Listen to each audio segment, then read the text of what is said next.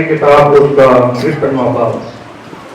خدا کے پاک کلام میں یہ لکھا ہے، ہمارے پیغام پر کون ایمان لایا اور خدا کا بہادر کس پر ظاہر ہوا، پر وہ اس کے آگے کومپل کی طرح اور خشک زمین سے جڑ کی مانند پھوٹ نکلا ہے، نہ اس کی کوئی شکل و صورت ہے نہ خوبصورتی، اور جب ہم اس پر نگاہ کریں تو کچھ حسن و جمال نہیں کہ ہم اس کے مشتاق ہیں۔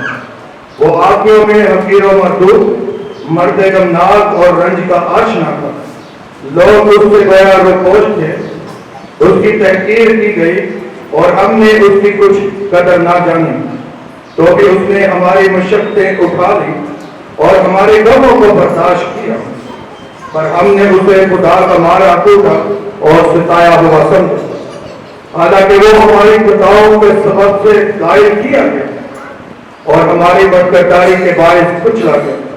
ہماری اس سلامتی کے لیے اس پر سیاست ہوئی تاکہ اس کے مار کھانے سے ہم شفا پائیں۔ کلام خدا میں لکھا ہے، مبارک ہے وہ جو راست بازی کے سبب سے ستائے گئے، کیونکہ آسمان کی بادشاہی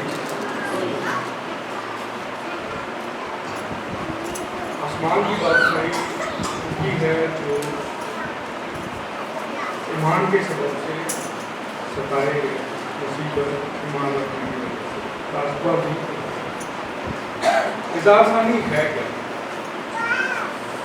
بائبل مقدس میں جس یونانی لفظ کو اس آسانی کے طور پر استعمال کیا گیا ہے، اس کی جو روٹ ہے، جو اس کا یونانی لفظ ہے، اسے کہتے ہیں ڈائیوٹس، جس کا اردو میں مطلب بنتا ہے کسی چیز کا متلاشی، کسی چیز کے تعلق۔ جب ہم ہمارے اندر کسی چیز کی خواہش پیدا ہوتی ہے تو ہم اس کی طرف جو سفر کرتے ہیں وہ اس کے متلاشی ہونے، اس کے طالب ہونے کو ظاہر کرتے ہیں۔ یہ بات کوئی نہیں ہوئی۔ شروع میں جب مسیح اس حیات سے، اس دنیا سے رخصت ہوئے تو ہم دیکھتے ہیں کہ پیچھے چرچ کا کام شروع ہوا اور چرچ کا بننا شروع ہوا۔ پرسیکیوشن شروع ہوگی، جیسے جیسے جو ہے وہ چرچ بڑھتا گیا، پرسیکیوشن اسی کے ساتھ ساتھ بڑھتے گئے۔ ہمیں روایات اور بائبل مقدس یہ بتاتے ہیں کہ نئے اہنامے کو جتنے بھی لوگ ملے وہ سب ستائے تھے، سب پریشان تھے۔ پولس رسول نے اپنے تمام خط کہاں پہ لکھے آپ کو معلوم ہے؟ اپنے بیڈ روم میں بیٹھے،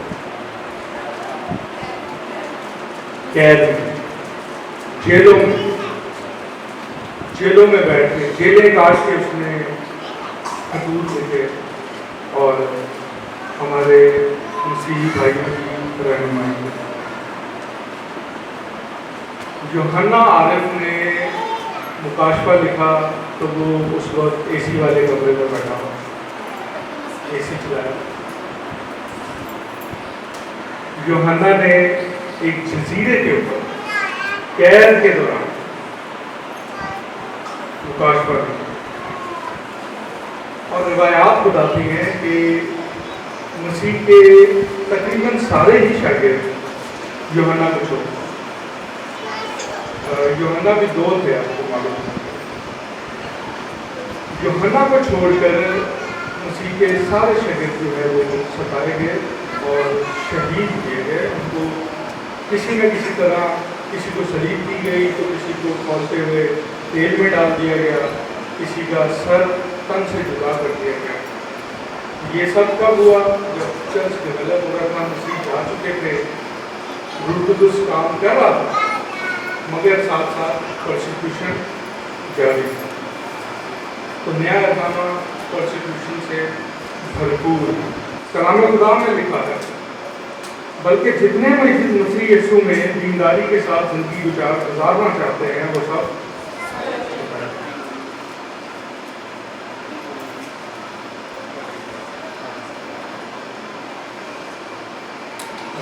یہ تو وہ ہے جو راست بازی کی زندگی گزار رہے ہیں اور ستائے جا رہے ہیں. ہمارے یہاں اب سچویشن فرق ہوتی ہے، اب حالات فرق ہوتے ہیں. اب ایسے بھی لوگ ہیں جن کا صرف نام کرسچن والا ہے، اس کے علاوہ بھی وہ راست باز بھی کسی حد تک ہوں گے. مگر میں بات کر رہا ہوں اس آدمی یا عورت کی جس کا نام مسیحی ہے مگر کام اس کے مسیحی والا نہیں ہے، اس کے باوجود بھی وہ پرسیکیوشن کا شکار ہوتا ہے. کلام خدا میں لکھا ہے، جو بات میں نے تم سے کہی تھی اسے یاد رکھو کہ نوکر اپنے مالک سے بڑا نہیں ہوتا. اگر انہوں نے مجھے ستایا تو تمہیں بھی ستائیں گے، اگر انہوں نے میری بات پر عمل کرا تو تمہاری بات پر بھی. یعنی کہ مسیح کو ستایا تو آپ نشانے سے ہٹے بھی نہیں، آپ کا بھی نمبر آئے گا. آج نہیں تو کل آپ ستائے جائیں گے، پرسیکیوشن جو ہے وہ ہوگی. یہ مسیح کی باتیں ہیں، مسیح نے یہ باتیں لکھی کہیں تاکہ ہم ان باتوں کو پڑھیں اور غور و فکر کریں کہ جو دور آنے والا ہے ہم نے اسے کیسے. میں آپ کو بتاؤں، جو صادق آدمی ہوگا، جو راست آدمی ہوگا، اس کا کیا بنے گا؟ بائبل مقدس میں جب ہم پڑھتے ہیں تو نوح نبی کا جب طوفان آیا تو اس طوفان میں نوح بہہ گیا. ایسے کرنا، نوح ایک راست باز شخص تھا. طوفان کے ساتھ بہہ تو نہیں گیا وہ. خدا نے اس وقت جتنے بھی نیک لوگ تھے جو کہ ان کی فیملی تھی، خدا نے اس کو بچایا، اپنے زور بازو سے اس کو بچایا. صرف ایک مثال ہے، ہم سدوم اور عمورہ کا جب واقعہ پڑھتے ہیں، لوط نبی کو پڑھتے ہیں، تو وہاں کیا واقعہ پیش آیا جب وہاں گندک، آگ اور بڑی تباہی ہوئی تو لوط نبی بھی ادھر تباہ ہو گئے، بچ گئے. خدا نے لوط کی فیملی کو، نیک لوگوں کو بچایا. تو جو خدا کے لوگ ہیں، خدا کے ساتھ راست باز ہیں، خدا کی باتوں پر عمل کرتے، سوچ بچار اور فکر کرتے ہیں اپنی قوم کی، اپنے خدا کی، اس کی عزت کی. ان لوگوں کے لیے خدا نے ایک انتظام کیا کہ خدا جو ہے وہ جب روز آخرت، جب عدالت لگے گی اور بڑی تباہی ہوگی اس سے پہلے، خدا ان کو ذلیل نہیں کرے گا، ان کو بچائے گا. نیک لوگ کو خدا بچائے گا. ہمیں خدا کے ساتھ راست باز رہنا ہے، اس کے نام کی عزت کرنی ہے اور کروانی بھی ہے. ہمارے سامنے لوگ خدا کے بارے میں بڑا بڑا کفر کرتے ہیں، ہم جو ہے وہ بیٹھے بیٹھے کوئی بات نہیں، کوئی مسئلہ نہیں. حالانکہ مسیح نے ہمیں دعا سکھائی ہے جو تقریباً ہر کرسچن رات دن اپنے گھروں چرچز میں پڑھتا ہے کہ تیرا نام پاک ہو. ہم نے خدا کے نام کو عزت دینی ہے، خدا کے نام کی عزت قائم رکھنی چاہیے. خدا کے نام کے بارے میں جب کوئی جھوٹ بولے تو ہمیں اس کو کریکٹ کرنا. یہ سب باتیں جو ہے یہ لنک کر رہی ہیں آپ کی راست بازی کے سفر میں.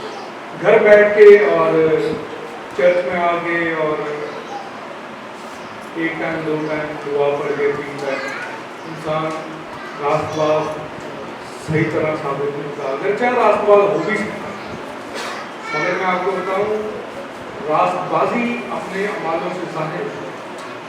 آپ کے اعمال کے، آپ کو معاشرے میں اٹھنا بیٹھنا کیسا ہے، آپ کا گھر میں اعمال کیسے ہیں، آپ کے والدین کے ساتھ آپ کے تعلقات کیسے ہیں. ہر چیز کو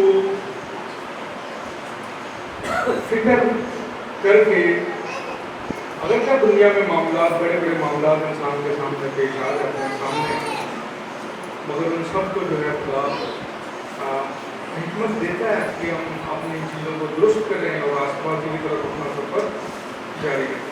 तो ये सब बातें परसिक्यूशन के हवाले से जो मैं कर रहा हूँ, इनकी कुछ वजूहत है कि भाई ये होंगी क्यों। पहले तो मैंने आपको वजह बता दी कि अब जिस तरीके का दौर है, जिस तरीके की मारा मारी इस दुनिया में चल रही है, उसके ख़ास तौर पर इस खत्ते में, उसमें आपका सिर्फ मसीह नाम होना ही बहुत है। इसी के ऊपर जो है आपको जलील भी किया जाएगा, इसी के ऊपर जो है आपको मारा भी जाएगा, जेलों में भी डलवाया जाएगा। आपके सामने 2, 3, 4 बड़े बड़े गाड़ियों वाले आके खड़े हो जाएंगे, आपको धमकाएंगे, आपको फिर उस वक्त जो है वो बड़ी मुश्किल पेश आ क्योंकि चर्च इस मामले में स्ट्रॉन्ग नहीं है, चर्च इस मामले में वीक है। चर्च सही तरह डट के खड़ा होता नहीं। आप एक बार जुल्म के सामने खड़े हो जाएं, फिर देखें क्या बनना। आप रास्तबाज रहें, खुदा के साथ जुड़े रहें और कलाम पे फोकस करें। सबसे बड़ी बात है कलाम पे फोकस करें। और परसिक्यूशन की पहली वजह भी यही है कि कलाम की बात जो है हम सबको परसिक्यूशन की जाएगी, हमें इज़ारसानी की जाएगी। मत्ती की इंजील 13वां बाब उसकी 21वीं आयत है।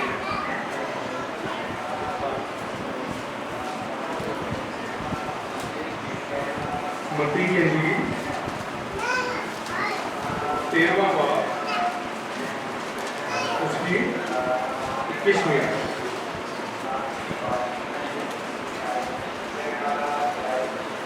कलाम खुदा में लिखा, ये बीज बोने वाले की मिसाल दी है कि जो पथरीली ज़मीन में, मैं 20वीं से पढ़ रहा हूँ, जो पथरीली ज़मीन पे बोया गया, ये वो लोग हैं, ये वो हैं जो कलाम को सुनता है और फिर खुशी से कबूल कर लेता है, लेकिन अपने अंदर जड़ नहीं रहता बल्कि चंद रोज़ा है। और जब, अब ये बात गौर से सुनिए, और जब कलाम के सबब से मुसीबत या जुल्म बर्पा होता है तो फिर ठोकर खाता है। कलाम वजह है ये दुनिया आपसे दावत रखेगी। जैसे मसीह के बारे में कुरान में लिखा है कि वो इस दुनिया में आया और उसके अपनों में से नाम, हालांकि वो कोई अंधेरे की तालीम तो नहीं लेके आया, वो तो इतनी बड़ी रोशनी इस दुनिया में जाहिर हो सकती, नंगी आंखों से लोगों ने देखा, उसके बावजूद लोगों ने आपको सताया भी आपके कलाम की वजह। तो जब हम उस कलाम को शेयर करेंगे तो आपके चर्च भी मुसीबत में आएंगे, आपके घराने भी मुसीबत में आएंगे और बच्चे भी, बूढ़े भी, सबको मुसीबतों का सामना करना पड़ सकता है।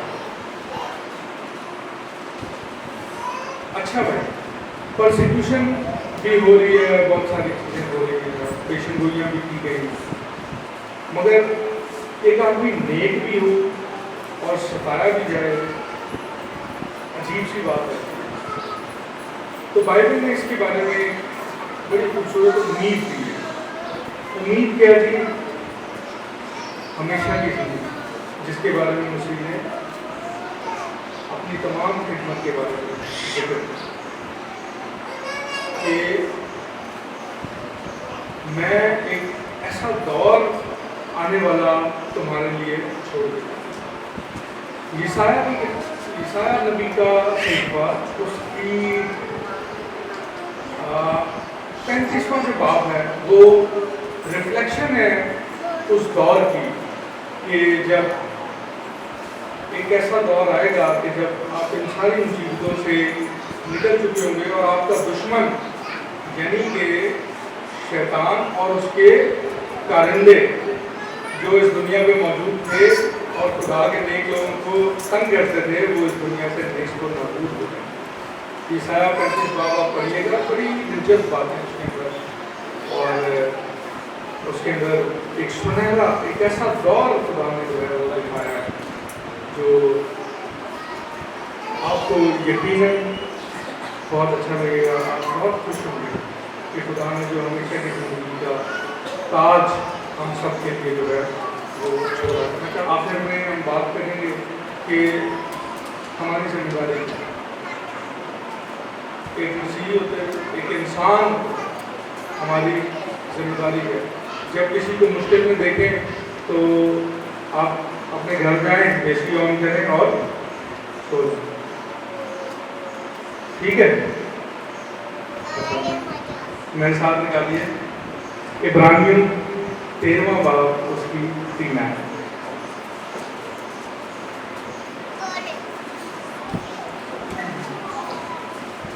عبرانیوں 13 باب اس کی 3 آیت۔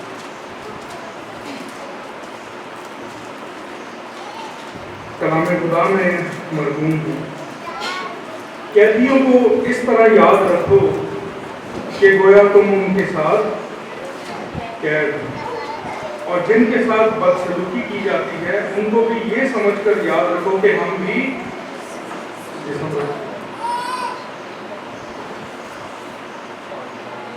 ہمیں ایک دوسرے کے کام کرنا، ایک دوسرے کی ہیلپ کرنا، اور حالات اگر ایسے پیدا ہو جائیں کہ ہم کسی کے خلاف کھڑے نہیں ہو سکتے تو میں میرے بھائیوں، میرے بزرگوں، اس معاملے کے اوپر جس کے سامنے آپ کھڑے نہیں ہو سکتے، آپ اپنے چرچ میں، اپنے گھروں میں، اپنے گلی کے کوچوں پر اپنے بچوں کے ساتھ اس چیز کا ذکر شروع کریں، اس کے بارے میں بات کرنا شروع کریں، اور آپ ضرور ظاہر سے تبدیلی دیکھیں گے۔ تبدیلیاں زندگی میں کمیونٹی کے اندر رات کو سوئے اور صبح رونما نہیں ہوتا، بڑا سیکریفائس ہے۔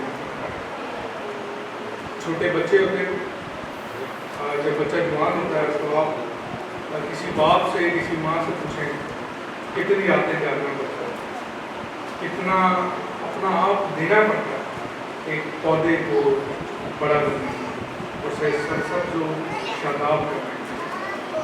تو ہمیں جو ہے اپنی ذمہ داریاں پوری کرنی ہے، اپنے بھائیوں کے لیے، اپنی بہنوں کے لیے، تھوڑی سی، کیونکہ ہم اصل میں ایسے کلچر میں رہے نہیں تو ہمیں شاید اندازہ نہیں ہے کہ کیا میں آپ کو بتاؤں، آپ مسیح کی خدمت مذہب سے ہٹ کر دیکھیں نا، مذہب سے ہٹ کر ایک فلاسفر تھا کارل مارکس، وہ مذہبی شخص نہیں تھا، اس نے مگر بڑی خوبصورت بات کی، اس نے بولا Jesus was the greatest communist, یعنی کہ مسیحی عظیم ترین وہ شخص تھا جو سرمایہ داری نظام کے خلاف اور بائیں بازو کے لوگ، یعنی کہ ستائے ہوئے لوگ جن کے پاس روٹی تک نہیں تھی، ان کے لیے مسیح نے قدم آگے بڑھائے، ان کے لیے زمانے میں کھڑا ہوا۔ اور آپ مسیح کی خدمت دیکھیں، وہی دو چیزیں کہ جس کے پاس دو چیزیں ہیں وہ ایک بانٹے دوسرے کے ساتھ، جس کے پاس نہیں، تاکہ معاشرے میں ایک بیلنس پیدا ہو۔ مذہب سے ہٹ کر بھی لوگ مسیح کی طرف کرتے ہیں، کیونکہ اسی لازوال تعلیمات کی۔ تو خدا ہم سب کو توفیق دے کہ ہم جب ہماری جو بچی پریشان ہو، ہمارا جو بزرگ پریشان ہے، ہمارا کوئی بڑا پریشان ہے، بچہ پریشان ہے، خدا ہم سب کو توفیق دے کہ ہم اچھی راہوں پر چلیں، بچے اچھی راہوں پر، ہم خود اچھی راہوں پر چلیں۔ آئے جی سب میں خدا کے دو خدا آسمان و زمین کے خالق ہے، آپ کے اکرام کا آسمانوں کے آسمانوں میں سما نہیں سکتے، اکرام کا پھر بھی خدا تعالیٰ